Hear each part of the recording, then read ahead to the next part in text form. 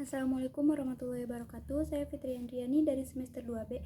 Sini saya akan mereview kembali pertemuan ke-14 hukum pidana tentang kesalahan atau pertanggungjawaban pidana yang telah disampaikan oleh Ibu Profesor Dr. Hajah Heni Nuraini SHMH dan asistennya yaitu Bapak Dr. M. Rendi Aridayandi SHMH. Pengertian kesalahan merupakan unsur objektif dari tindak pidana. Dienstabsonder suhu yang tidak terdapat dalam KUHP tetapi terdapat dalam hukum tidak tertulis. Kesalahan adalah keseluruhan syarat yang memberi dasar untuk adanya pencelaan pribadi terhadap perbuatan atau pelaku tindak pidana. Dalam arti yuridis dibagi menjadi kesengajaan, dolus atau offset, keapaan, culpa. Dalam arti yang sempit, kesalahan sama dengan keapaan.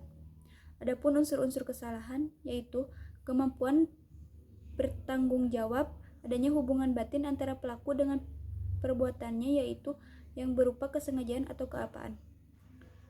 Tidak adanya alasan pemaaf. Pengertian kesengajaan atau dolus offset. Dalam KUHP tidak ada definisi tentang kesengajaan, tetapi dalam MVT kesengajaan diartikan dengan menghendaki dan mengetahui. Jika dikatakan sengaja apabila pelaku menghendaki apa yang dilakukannya dan mengetahui perbuatan yang akan dilakukannya, yaitu atas dasar itu pelaku mempunyai kehendak untuk mewujudkan unsur-unsur dalam rumusan undang-undang.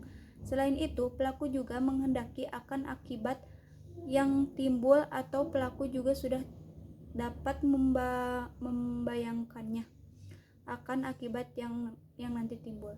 Perbedaan kedua teori ini dalam hal akibat dari keadaan yang menyertai, walaupun dalam praktik penggunaan teori ini sama. Adapun corak atau bentuk kesengajaan. Kesengajaan dengan maksud bertujuan, offset untuk mencapai tujuan, yaitu bentuk kesengajaan yang paling sederhana di mana perbuatan pelaku ditunjukkan untuk menimbulkan perbuatan yang dilarang dan pelaku menghendaki perbuatan tersebut beserta akibatnya. Contoh, A menelempeng B dengan maksud agar B merasa sakit dan kapok untuk tidak berbohong lagi. 2. Kesengajaan dengan sadar kepastian keharusan. Dalam hal ini perbuatan menimbulkan dua akibat, yaitu akibat yang memang dituju oleh si pelaku, yaitu dapat berupa delik sendiri, dilakukan sendiri, dan berupa penyertaan.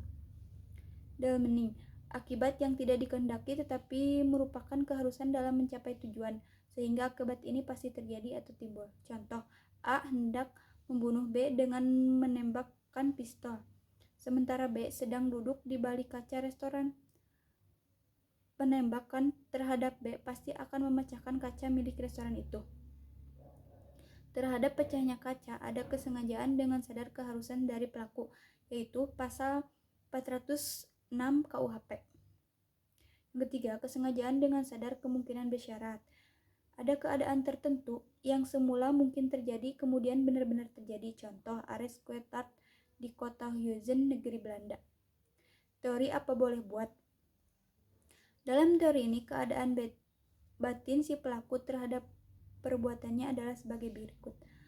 Akibat itu sebenarnya tidak dikehendaki, bahkan pelaku benci atau takut kemungkinan timbulnya akibat tersebut.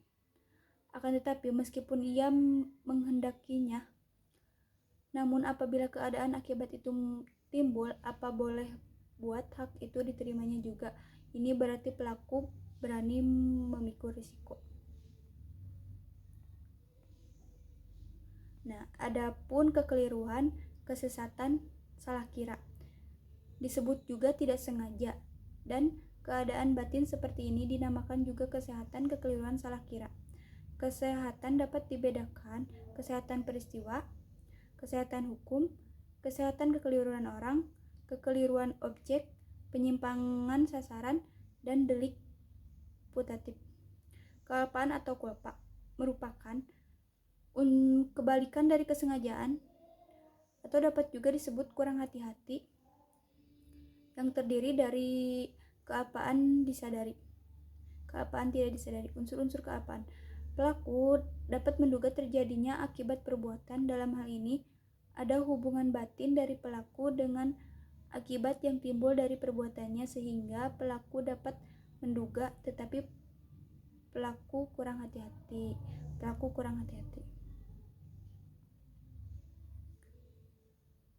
Baik, itu saja untuk review kali ini. Mohon maaf bila ada kekurangan. Wassalamualaikum warahmatullahi wabarakatuh. Terima kasih.